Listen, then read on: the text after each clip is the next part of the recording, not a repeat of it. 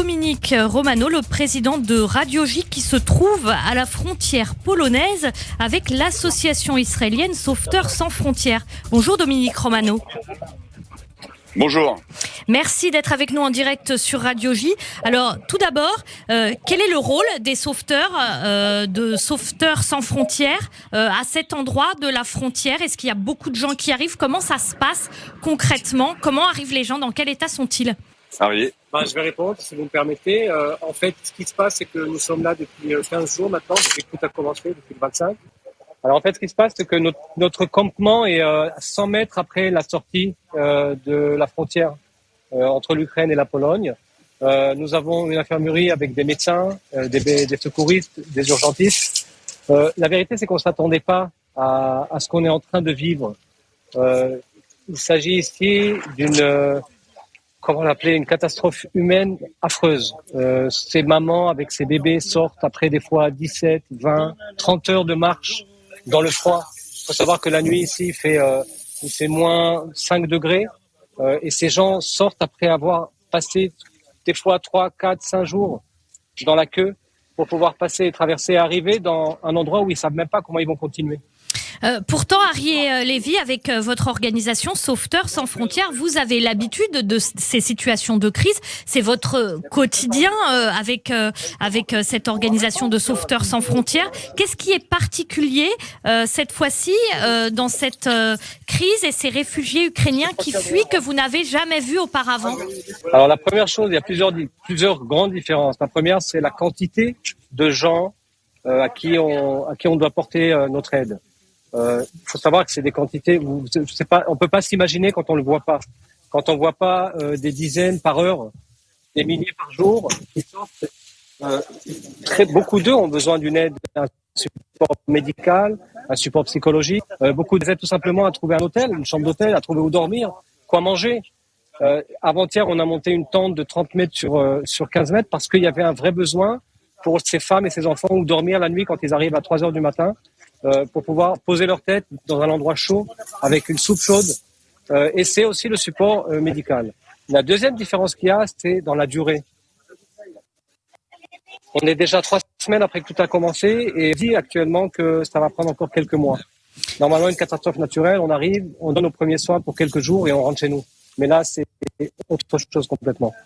Alors, on a vu, en tout cas dans les images des reportages qui sont faits sur place aux frontières, on a vu que vraiment, aux frontières, c'est toute une organisation. Ça veut dire, il y a vous, il y a votre organisation, mais tout autour aussi, il y a des gens qui distribuent de la nourriture, etc., etc.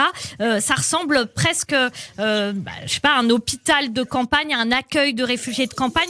Comment ça se passe? Qu'est-ce qu'il y a concrètement autour de vous? Alors, je peux vous dire que c'est sur ce point-là où j'ai été surpris, dans le bon sens de la surprise, la solidarité, l'amour entre les gens, l'entraide entre tout le monde, c'est quelque chose que je n'ai jamais vu. Tous les secouristes de toutes les organisations, que ce soit des Français, des Chinois, des Américains, tous main dans la main, essayent de tout faire pour aider. Et heureusement qu'ils sont tous là parce que le besoin est énorme. Nous aussi, je peux dire, c'est que les besoins de notre logistique et de ce qu'on est en train de monter sont énormes. Donc, si vous pouvez nous aider et nous relayer... Bien sûr, si on peut faire... Comment faire un don à Sauveteurs sans frontières? Allez-y, on vous écoute. Il faut rentrer sur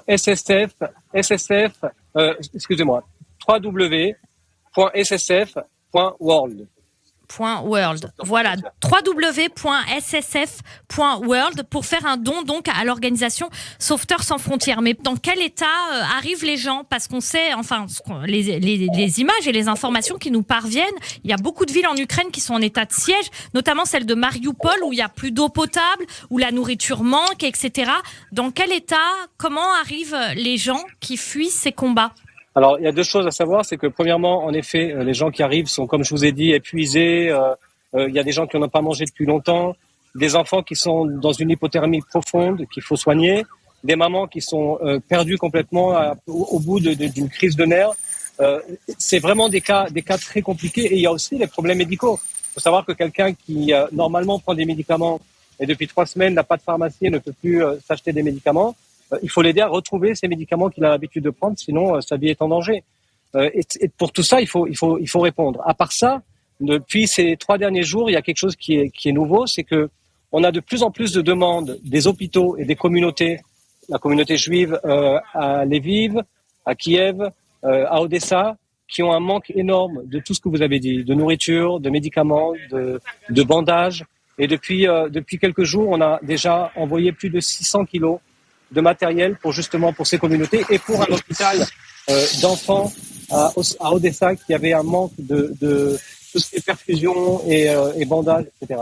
Alors, comment vous faites pour être sûr que ces cargaisons arrivent sur place? L'acheminement humanitaire, c'est un métier. Comment être sûr? Parce que c'est des zones de guerre, il y a des risques de bombardement, il y a des barrages, etc. Comment on s'y prend quand on est comme vous, Sauveteurs sans frontières, à la frontière justement, et qu'on envoie ça dans des villes ukrainiennes pour être sûr que ça arrive? Très bonne question. D'ailleurs, si vous êtes d'accord, je vous embauche parce que vous avez l'air très intelligente et vous comprenez exactement les problèmes qu'il y a sur le terrain. En effet, c'est quelque chose qu'on doit faire très attention. Il y a de plus en plus je veux pas dire de braquage, mais de problèmes avec justement ces convois qui rentrent et qui n'arrivent nulle part.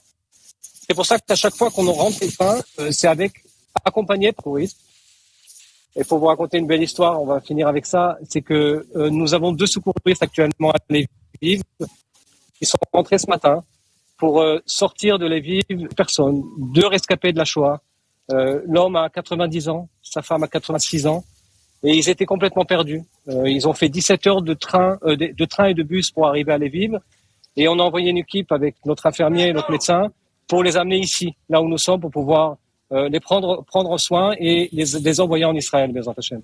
C'est essentiellement des femmes et des enfants et des personnes âgées qui arrivent, c'est-à-dire pas des personnes qui sont en capacité de se battre, puisque les hommes restent en Ukraine pour se battre. Ça aussi, il y a une dimension psychologique là-dedans, des familles qui sont déchirées, etc. Comment vous gérez ça? Pour tout vous dire, on a eu hier et puis quelques jours aussi, c'est sans arrêt. Mais hier, c'était tellement fort parce qu'il y avait 2 femmes qui étaient à côté de nous, qui n'arrêtaient pas de pleurer et leurs enfants suivaient et pleuraient avec elles. Tous nos bénévoles qui ont l'habitude de voir des choses difficiles, un par un sont sortis de la tente avec des larmes aux yeux. On est en train de vivre et de voir des scènes qui sont plus que des forces humaines peuvent tenir. C'est des scènes très difficiles. C'est des gens déchirés. Elles sont là à supplier qu'on essaye de joindre leur mari parce qu'il est encore à l'intérieur. Elles ne savent pas depuis 3 jours dans quel état ils sont encore vivants. C'est vrai que c'est des scènes, je vais appeler ça la catastrophe humaine du siècle. Et j'espère que ce sera la dernière. Merci beaucoup Arié Lévy. Je rappelle donc pour faire un don à votre organisation Sauveteurs sans frontières, il faut aller sur le site internet www.ssf.world. Merci. Merci à vous. Merci à vous et bonne journée. Merci. Merci Dominique Romano. Si vous me permettez, je veux vraiment remercier Dominique d'être venu spécialement. Mais on va lui demander, on va lui. Ça nous donne tellement de force, vous ne pouvez pas vous imaginer.